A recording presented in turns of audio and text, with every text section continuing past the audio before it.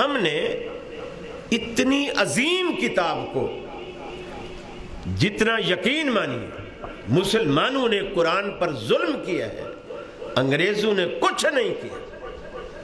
آپ تو لڑتے ہیں نا کہ انہوں نے خاکے بنائے، انہوں نے یہ کیا، انہوں نے وہ کیا۔ مسلمانوں نے جو ظلم کیا ہے نا اس عظیم کتاب، ہم نے سطحی مقاصد اپنے دلوں میں بنا لیے کہ جی دادی اماں بھی فتویٰ دیتی ہے جب بیٹا نیا مکان بنے نا تو سب سے پہلے قرآن لے جانا، برکت ہوگی، پھر جھاڑو لے جانا، پھر نمک لے جانا۔ یہ دادی اماں کے فتوے ہوتے، جو نہیں پڑھاتے قرآن حدیث کو وہ اسی طرح کے فتوے دیتے۔ پھر قرآن کو لے جا کر اونچی جگہ پر رکھنا۔ نیا مکان بنتا ہے اس وقت تو شٹرنگ والوں کا اور ٹھیکیدار کا کچھ سامان گھر میں پڑا ہوتا ہے، چونکہ وہ سامان نکالنے میں ٹائم لیتے ہیں۔ سیڑھی پڑی ہوتی ہے، سیڑھی لگائی اور اونچی جگہ پر رکھ دی۔ وہ سیڑھی والا اپنی سیڑھی لے جاتا ہے ٹھیکیدار۔ گھر میں اتنا اونچا سٹول ہوتا نہیں ہے، قرآن کو اٹھائے کون؟ نیچے شیطان اس لیے نہیں رکھنے دیتا کہ تیری پیٹھ ہوگی، بے ادبی ہوگی۔ ہمارے ذہن میں یہ ڈالتا ہے اس کو اونچا رکھ، اور ہم نے یہ سمجھا ہوا ہے یہ قرآن شاید جن بھوت بگانے کے لیے یا مردے بخشوانے کے لیے آیا ہے، قرآن کا اور کوئی مقصد نہیں۔ ہم نے تعویذ بنا بنا کر، بعض نے تو قرآن کا تعویذ بناتے ہیں، اس کو گلاس میں گھولتے ہیں لکھا ہوا، پھر گھولتے ہیں، پھر اس کو پیتے ہیں۔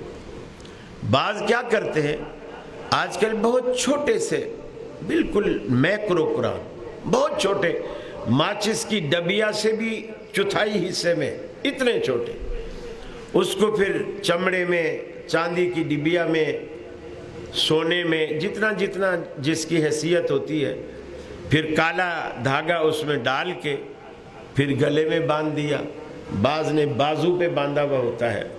اب میں کہہ رہا ہوں کہ مسلمان اس کے ساتھ کتنا ظلم کر رہے ہیں۔ جب بازو پہ پورا قرآن بندھا ہے، آپ لیٹرین میں جاتے ہیں یہ قرآن ساتھ نہیں ہوتا؟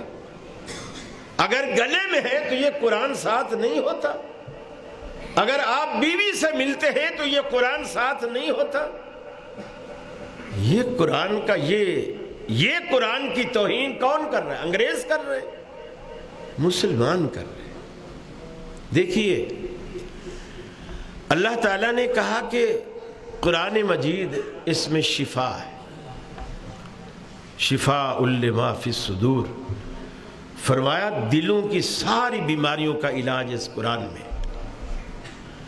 اب راکی لوگ تعویذ گنڈا کرنے والے کیا کہتے ہیں کہ یہ اللہ کہتا ہے خود اس میں شفا ہے، شفا ہے، لیکن شفا حاصل کرنے کا بھی کوئی طریقہ ہوتا ہے۔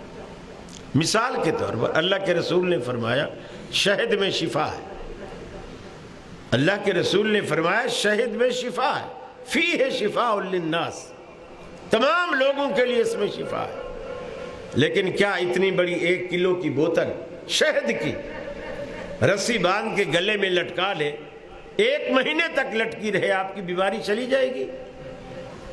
اور اگر کوئی ایسا کرتا ہے آپ اسے کیا کہیں گے کہ یہ ہمارے علاقے کا عقل مند ترین آدمی ہے یا بے وقوف ہے؟ کیا کہیں گے آپ؟ بے وقوف۔ اور یہی سلوک آپ قرآن سے کرتے ہیں اور خود کو کبھی بے وقوف نہیں کہتے، آپ کہتے ہیں ہم تو بڑے عقل والے ہیں۔